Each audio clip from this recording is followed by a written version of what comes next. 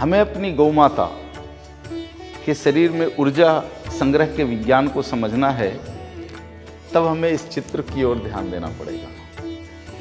सूर्य की किरणों से उत्पन्न प्रकाशपुंज, जिसमें 7 रंग हैं, 7 प्रकार की ऊर्जाओं का प्रतिनिधित्व करते हैं। इसके साथ 2 और ऊर्जाएं हैं जो प्रकाशपुंज नहीं है। एक का नाम है प्रज्ञा ऊर्जा और दूसरे का नाम है क्रिया ऊर्जा। इन सभी को गाय सूर्य केतु नाड़ी के माध्यम से अपने शरीर में धारण करती है और धारण करने के बाद 3 द्रव्य उत्पन्न करती है।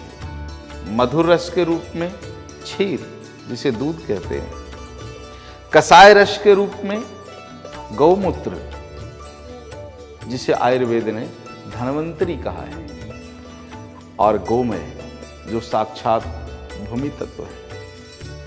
इस मधुर रस से, क्षीर से हम दूसरे उपगव्य बनाते हैं, जैसे दधी, जैसे मक्खन, जैसे घृत, जैसे मोर, मज्जिगा, ताक, छाछ, दधिगोल, लस्सी।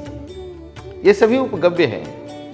इन सारे गव्यों से हमारे शरीर का ऊर्जा शरीर पूरी तरह से संतुलित रहता है। हम यदि अपने शरीर के ऊर्जा प्रभाग को देखेंगे तो हमारे शरीर में 7 अदृश्य मोटर लगे हुए हैं, जिसे चक्र कहते हैं। सहस्त्रार चक्र, आज्ञा चक्र, विशुद्धि चक्र, अनाहत चक्र, मणिपुर चक्र, स्वाधिष्ठान चक्र और मूलाधार चक्र। सहस्त्रार चक्र को संचालित और संतुलित रखने के लिए घृत है।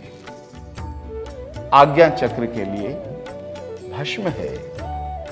विशुद्धि चक्र के लिए गौमूत्र है। अनाहत चक्र के लिए दधी और मक्खन है। मणिपुर चक्र के लिए गौमूत्र है।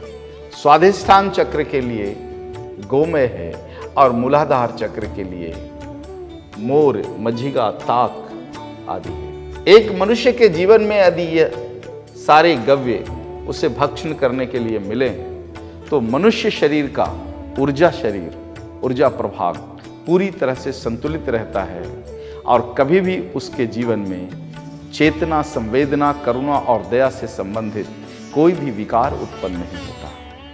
इसलिए आइए अपने घर पर गैया को लाएं और अपने परिवार को गव्य उपलब्ध कराएं। धन्यवाद।